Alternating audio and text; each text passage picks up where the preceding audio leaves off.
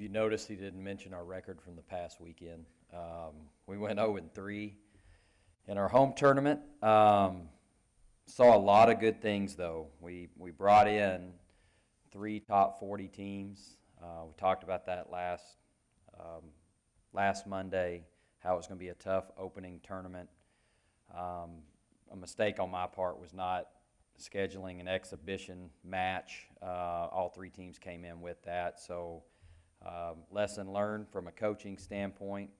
I thought we made some really good adjustments as a team. Rice came in on Friday night, played really well. They played the best of any team on the weekend. They left here 2-0. They did not play Iowa State.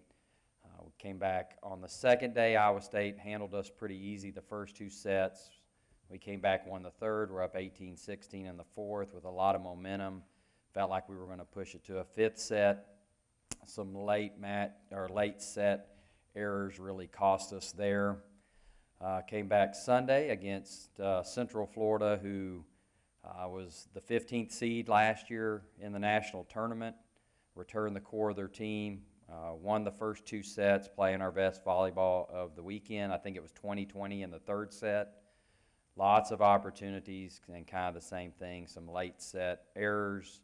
Same thing happened in the fourth, and then with that door wide open, UCF played a great 5th set and really just took the match from us.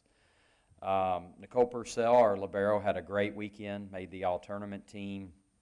I thought our serve receive was the best it's been since I've been here. And to do that against those types of teams, we'll have a lot of opportunities if we pass that well going forward. Anna Bear, freshman, and I didn't even know this till I read this in my notes here, that she had the 2nd most kills of any freshman in the league on the first weekend, and doing that against 3 top 40 teams says a lot about her potential and how excited we are about her and the program.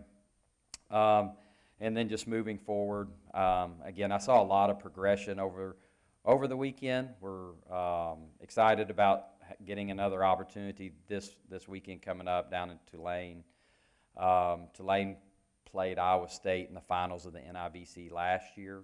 They're coming off, I think, 28 wins last year. They are 3-0 this year. And the other 2 teams will be playing Missouri State, Houston Baptist. Both went 2-1.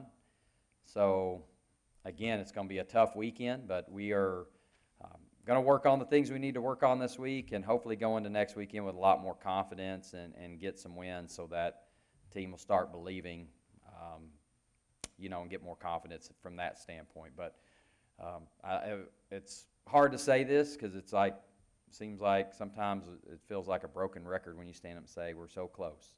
We're so close. So hoping to break through with this group. I know that they've put the work in, and they want to definitely want to represent this university, this athletic program well. And a tough weekend to start, but looking forward to making progress as the season goes on. Any questions?